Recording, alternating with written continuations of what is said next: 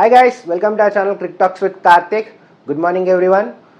So ఇవాళ మన video వచ్చేసి India versus south Africa fourth T20 జాహాన్స్బర్గ్లో జరుగుతుంది. మళ్ళీ ఆ మ్యాచ్లో ఇండియా గెలిచి ట్రోఫీని కైవసం చేసుకుంటుందా లేదా సౌత్ ఆఫ్రికా గెలిచి సిరీస్ని సమం చేస్తుందా ఈ వీడియోలో తెలుసుకుందాం. ముందుగా మ్యాచ్ ఇంకా రివ్యూకి వెళ్ళే ముందర నేను చెప్పే కంటెంట్ కనుక మీకు నచ్చితే నా ఛానల్ని లైక్ చేయండి, సబ్స్క్రైబ్ చేయండి, ఇంకా షేర్ చేయండి.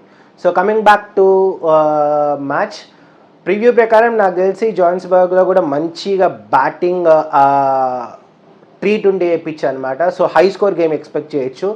బౌలర్స్కి ఏమో చాలా కష్టమని చెప్పాలి, కానీ కొంచెం ఏంటంటే పేసర్స్కి ఫ్రెండ్లీ ఉండే పిచ్ అనమాట. వాళ్ళకి కొంచెం ఎక్స్ట్రా బౌన్స్ అనేది లభిస్తుంది. కానీ ఇక్కడ ఒక థింగ్ ఏంటంటే మన చిన్నాం బౌలర్ అయిన కుల్దీప్ యాదవ్ ఇంతకుముందు ఇక్కడ మంచి వికెట్స్ అనేది తీశాడు. 5 వికెట్స్ హాల్ ఉంది.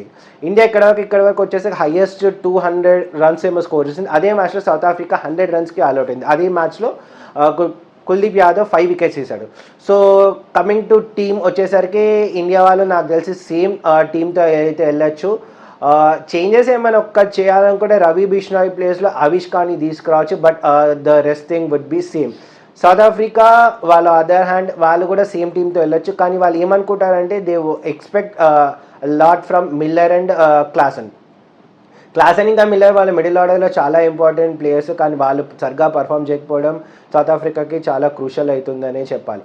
ఇండియాకి పిచ్ మీద చాలా మంచి రికార్డ్ ఉంది. ఇప్పటివరకు 6 మ్యాచెస్ ఆడితే అందులో 4 మ్యాచెస్ గెలిచారు. బట్ సౌత్ ఆఫ్రికాకి అంత మంచి రికార్డ్ లేదు. సో అదొక కలిసి వచ్చే అంశం అని చెప్పాలి.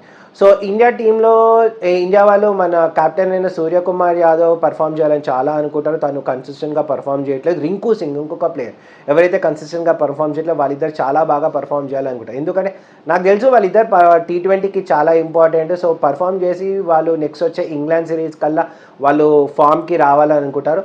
ఆన్ ద అదర్ హ్యాండ్ ఈ పిచ్ మీద నాకు తెలిసి ఇవాళ వరుణ్ చక్రవర్తి బాగా బాగా వికెట్స్ తీయచ్చు అనుకుంటా. ఎందుకంటే తన దగ్గర వేరియేషన్స్ చాలా ఉన్నాయి. ఇంతకుముందు కుల్దీప్ యాదవ్ ఎలా అయితే వికెట్స్ తీసాడో ఈసారి రవి బిష్నాయ్ అట్లా తీయచ్చు.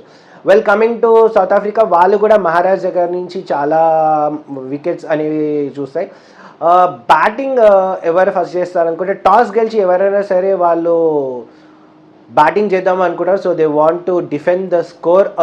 సో అదే చూద్దాం. ఇండియా కూడా సంజు శాంసన్ నుంచి మంచి స్టార్ట్ అయితే అవ్వాలనుకుంటుంది. సో ఫస్ట్ మ్యాచ్ అయితే సెంచరీ కొట్టి దాని తర్వాత పర్ఫామ్ చేయాలి. అభిషేక్ శర్మ ఇంకా తిలక్ మంచి కంటిన్యూ చేయాలని అనుకుంటారు.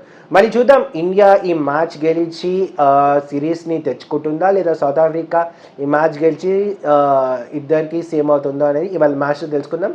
నేను చెప్పే కంటెంట్ కనుక నచ్చితే నా ఛానల్ సబ్స్క్రైబ్ చేయండి, లైక్ చేయండి, షేర్ చేయండి. Thank you, bye.